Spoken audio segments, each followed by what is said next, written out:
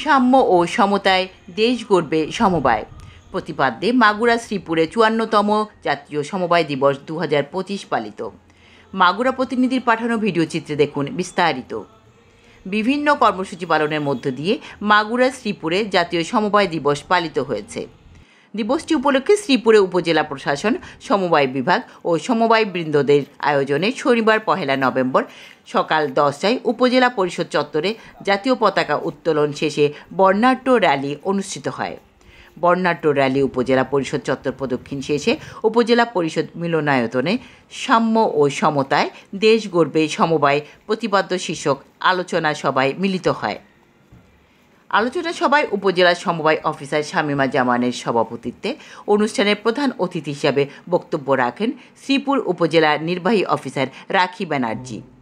এ সময় জোকা দারিদ্র্য নিরোধ সমবায় সমিতি লিমিটেডের সভাপতি শিশির কুমার শিকদারের সঞ্চালনায় অন্যদের মধ্যে উপস্থিত ছিলেন উপজেলা আনসার ও বিডিপি কর্মকর্তা নার্গিস আরা পারভিন, উপজেলা তথ্য সেবা কর্মকর্তা হুমায়রা সুলতানা, বিশিষ্ট সমবায়ী সংগঠক এস.এম. সাইফুজ্জামান, শ্রীপুর উপজেলা শিক্ষক ও কর্মচারী কোঅপারেটিভ ক্রেডিট ইউনিয়ন কালবের চেয়ারম্যান খন্দকার আবু নাইম, নবদিগন্ত সমবায় সমিতির সম্পাদক মোহাম্মদ শরীফুজ্জামান রিপন, মোহনা গ্রাম উন্নয়ন সমবায় সমিতির সম্পাদক দীপান্বিতা মোহনা প্রমুখ।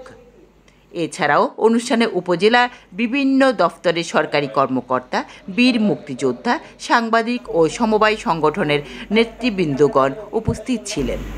তারা এই যে সমবায় দিবস উপলক্ষে তারা পুরস্কৃত হচ্ছে সমবায় সমিতি হিসেবে। তারা বিভাগীয় পর্যায়ে যে শ্রেষ্ঠত্ব অর্জন করেছে এবং তারই স্মারক আমাদের সম্মানিত ডিসি স্যার তাদের হাতে তুলে দিবেন। এর জন্য উনি আগেই কথা বলেছেন। আসলে আমারও সৌভাগ্য হয়েছিল যে যোগা যেটি দারিদ্র নিরোধ সমবায় সমিতি তাদের একটি বার্ষিক যে কনফারেন্স হয় সেখানে আমি গিয়েছিলাম। আসলে সমবায় সমিতির বিষয়ে আমার যেটি মনে হয় যে সব থেকে তাদের বেশি প্রয়োজন যে শৃঙ্খলাটা তাদের মধ্যে থাকে। একটি সমবায় সমিতি গঠন করার পর তাদের মধ্যে যদি সেই শৃঙ্খলাবোধ না থাকে বা যেটি স্বচ্ছতা জবাবদিহিতা নিশ্চিত না হয় তাহলে কখনোই সেই সমবায় সমিতিটা রান করবে না। প্রথমত হচ্ছে যারা সদস্য তারা হয়তো কিছু সঞ্চয় রাখছেন। প্রথমত তাদের এই সঞ্চয় তারা রাখতে চান কিনা সেটা নির্ভর করে ওই সমবায় সমিতি কতটুকু স্বচ্ছতা বা জবাবদিহিতার সাথে কাজ করছে।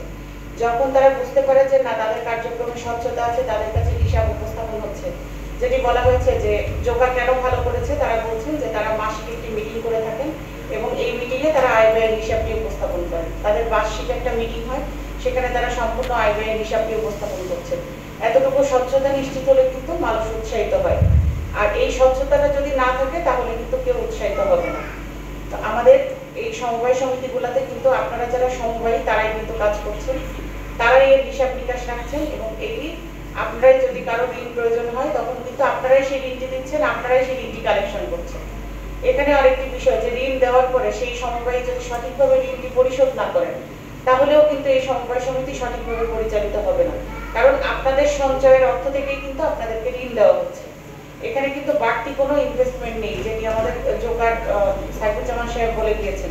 এখান থেকে কিন্তু বাইরে থেকে কোনো অর্থ আসছে না, আপনাদেরই সঞ্চিত অর্থ থেকে আপনাদেরকে ঋণ দেওয়া হচ্ছে। তো দেখা যাচ্ছে যে ঋণ কিন্তু সবাই গ্রহণ করেন না, অনেকেই শুধু সঞ্চয় রেখে যাচ্ছেন। এই আপনার এই সঞ্চয় থেকে আপনার আরেকজন যিনি একটু দুস্থ সদস্য আছেন যার প্রয়োজন তিনি ঋণ নিতে পারছেন এবং তিনি যদি এই ঋণটি সঠিক সময় পরিশোধ করেন তাহলে কিন্তু শৃঙ্খলা থাকবে এবং সমবায় সমিতিটি সঠিকভাবে চলবে।